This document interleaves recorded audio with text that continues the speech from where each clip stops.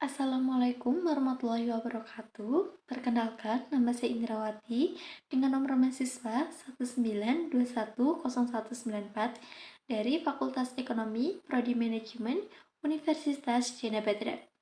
Pada video kali ini, saya akan menyampaikan mengenai neraca perdagangan dan APBN seimbang. Untuk yang pertama, yaitu ada neraca perdagangan dan APBN seimbang. Neraca perdagangan atau balance of trade atau biasanya disingkat dengan BOT itu adalah merupakan nilai selisih antara nilai ekspor dan nilai impor suatu negara dalam periode tertentu. Untuk macam-macam neraca perdagangannya, yang pertama ada neraca perdagangan surplus. Neraca perdagangan surplus yaitulah di mana nilai transaksi ekspor pada suatu negara itu lebih besar daripada nilai impor. Hal ini akan menguntungkan karena dengan nilai pendapatan yang lebih besar, maka kondisi neraca perdagangan surplus itu akan membantu menciptakan lapangan pekerjaan dan peningkatan atas suatu barang dan jasa. Untuk yang kedua, yaitu ada neraca perdagangan defisit, yaitu dalam neraca ini berbeda dengan neraca perdagangan surplus. Neraca perdagangan defisit yaitu adalah merupakan kondisi di mana suatu negara itu memiliki pembayaran yang nilai transaksi impornya itu lebih tinggi daripada nilai ekspor.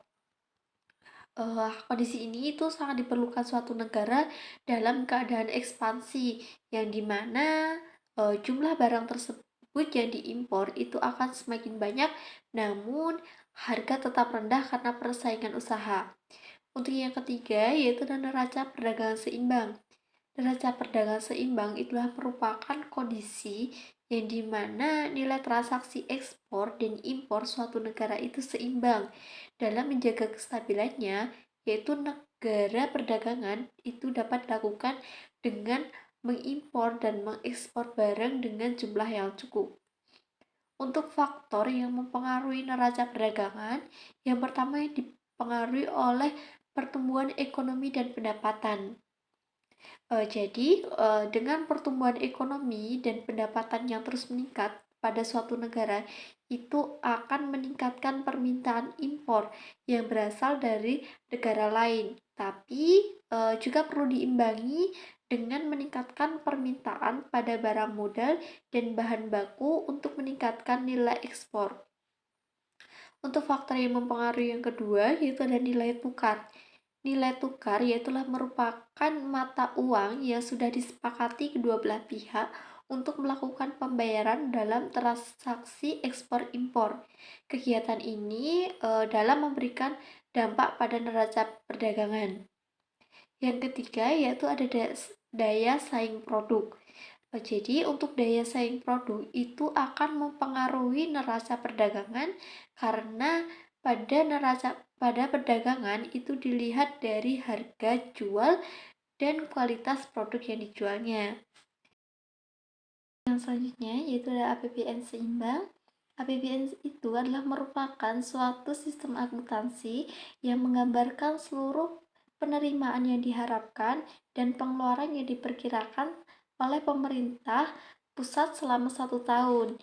Dan dalam pencatatan APBN itu terdiri dari 2 kolom, yaitu penerimaan pengeluaran yang pemerintah apabila jumlah sisi penerimaan itu melebihi sisi pengeluaran. Jadi APBN dikatakan memperoleh surplus, sedangkan sebaliknya apabila sisi penerimaan itu lebih kecil dari sisi pengeluaran, maka APBN dikatakan defisit.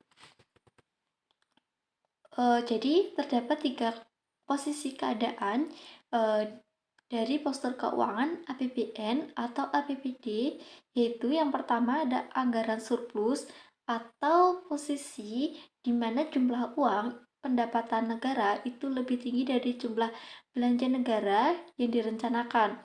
Untuk yang kedua ada anggaran defisit atau posisi di mana jumlah pendapatan negara itu lebih kecil dari jumlah belanja negara yang direncanakan.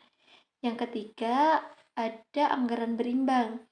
yaitu posisi di mana jumlah pendapatan negara itu sama dengan jumlah belanja negara yang direncanakan. Untuk APBN berimbang dan dinamis, di suatu sisi itu dibuat untuk menerbitkan defisit, namun di sisi lain itu juga menimbulkan defisit. Dalam anggaran pemerintah Indonesia, defisit anggaran itu akan terlihat sebagai selisih antara dana pembangunan dengan pengeluaran pembangunan. Dan dana pembangunan sendiri yaitu adalah penjumlahan antara tabungan pemerintah yang merupakan selisih antara penerimaan dalam negeri yang dikurangi dengan pengeluaran rutin dan penerimaan pembangunan. Defisit ini tidak dibiayai secara inflatoir atau melalui pencetakan uang, tetapi melalui pinjaman atau utang ke luar negeri yang sudah diberlakukan secara intra-budgeter.